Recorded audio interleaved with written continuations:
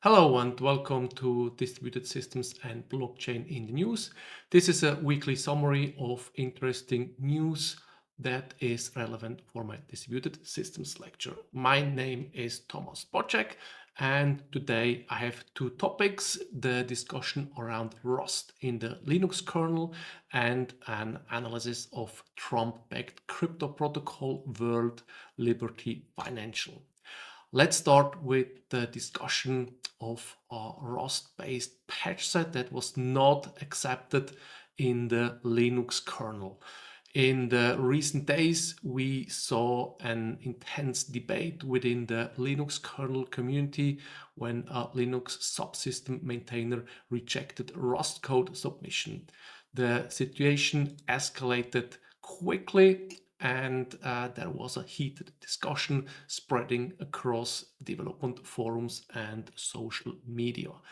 As a consequence, Hector Martin, the initiator of Asahi Linux, who was pushing Rust-based drivers that turns your Apple M1 and M2 into a Linux machine, resigned as a Linux upstream maintainer and later on also resigned from Asahi Linux that he started.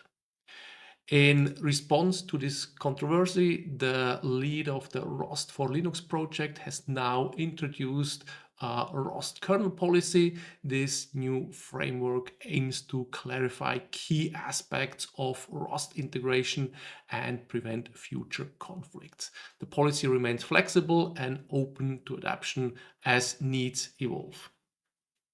From my point of view, I understand both sides of the debate. Memory-safe languages help prevent bugs and make the code base less prone to errors, which is great, while the Rust-based DMA abstraction adds another layer of complexity requiring maintenance, which is not so great.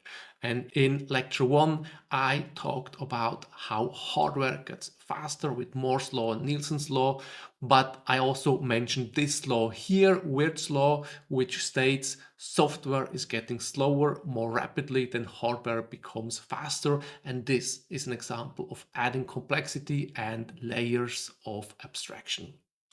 Well, since I'm using an Apple M1 with Asahi Linux, I can say the Asahi team are doing, or in the case of Hector Martin, did a fantastic job. Really appreciated.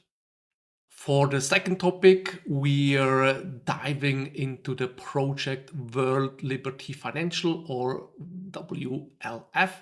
This Trump-backed protocol is making waves, but questions remain about its true decentralized nature.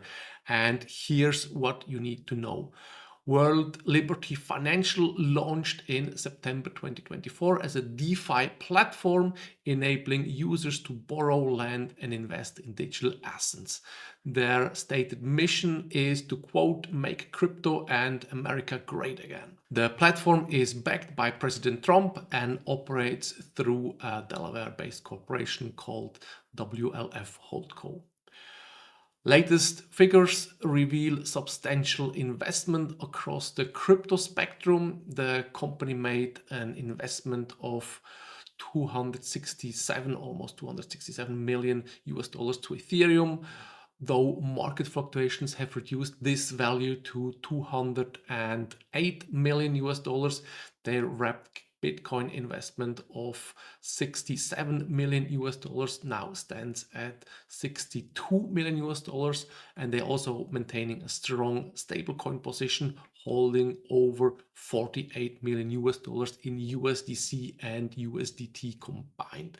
So this analysis is the following article here. There are lots more information. Take a look if you have this token or if you're interested in this token. And in this analysis also reveals the concerning elements in this project structure. 75% of net profits flow directly to a Trump-affiliated entity, and their governance token, the WLFI, comes with the usual restrictions. Once purchased, it cannot be traded. And the platform itself isn't building new technology, instead relying heavily on the existing Aave version 3 protocol. Adding to these concerns, the co-founder's previous venture, Dow Finance, struggles to gain traction in the market. While World Liberty Financial promises a DeFi revolution, critics see it as more of a political branded investment vehicle and call it a project with centralized revenue structure that relies on existing DeFi infrastructure. And the question remains, will it reshape the DeFi landscape or simply fade into the growing sea of crypto projects? And here the usual disclaimer, I don't hold any WLFI tokens, and every token I mention in my lecture or in the news section is not an investment advice, it's for teaching purposes. So whenever I mention a coin, it's not something that you should go and buy right now, it's just about getting you informed.